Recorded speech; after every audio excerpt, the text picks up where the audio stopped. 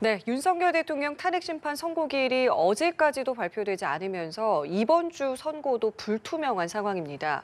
오늘 선고기일 고지가 있을지 긴장감도 계속되고 있는데요. 네, 현장에 나가 있는 취재기자 연결해서 자세한 내용 알아보겠습니다. 배윤주 기자 나와주시죠.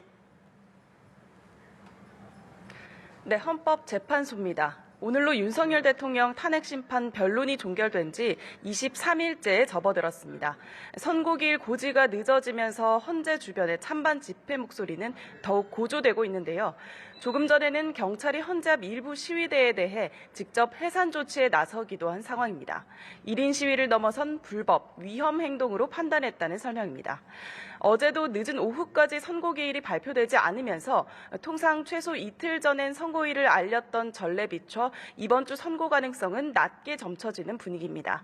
다만 선고기일을 언제까지 통지해야 한다라는 규정은 없어서 내일 선고를 위해 하루 전날인 오늘이라도 통지할 수는 있는 상황입니다. 이렇게 평의가 예상보다 길어지는 데에 다양한 추측들이 나오는데요.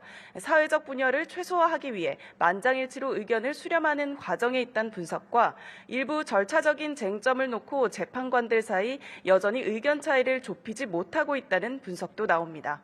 여러 가지 추측 속에 대통령 탄핵 심판 결론을 내기 위한 재판관들의 평의는 오늘도 이어질 전망입니다. 네, 배 기자, 비상계엄 사태 관련해서 경찰 지휘부 재판도 오늘부터 본격적으로 시작되는데 관련 내용도 전해주시죠. 네, 그렇습니다. 12.3 비상계엄과 관련해 내란 중요 임무 종사 혐의로 재판에 넘겨진 조지호 경찰청장과 김봉식 전 서울경찰청장의 첫 공판이 오늘 서울중앙지법에서 열립니다. 이들은 비상계엄 당시 국회를 봉쇄하고 민주당 이재명 대표와 한동훈 전 국민의힘 대표 등 주요 인사에 대한 체포조 운용에 가담한 혐의를 받고 있습니다. 앞서 헌법재판소 윤 대통령 탄핵 심판 변론에 증인으로 참석한 이들은 본인의 형사재판 진행을 이유로 들며 주요 질문에 구체적인 답변을 하지 않았는데요. 오늘 공판기일에서는 계엄 당시 상황과 관련해 구체적인 진술을 내놓을지 주목됩니다. 조 청장과 김 전 청장은 지난 1월 8일 구속 상태로 재판에 넘겨졌는데 조 전 청장은 같은 달 23일에 건강상의 이유로 석방됐습니다. 공판기일에는 피고인이 직접 출석해야 하는 만큼 투병 중인 조 청장이 재판에 오늘 직접 나올지도 관심이 모아지고 있습니다.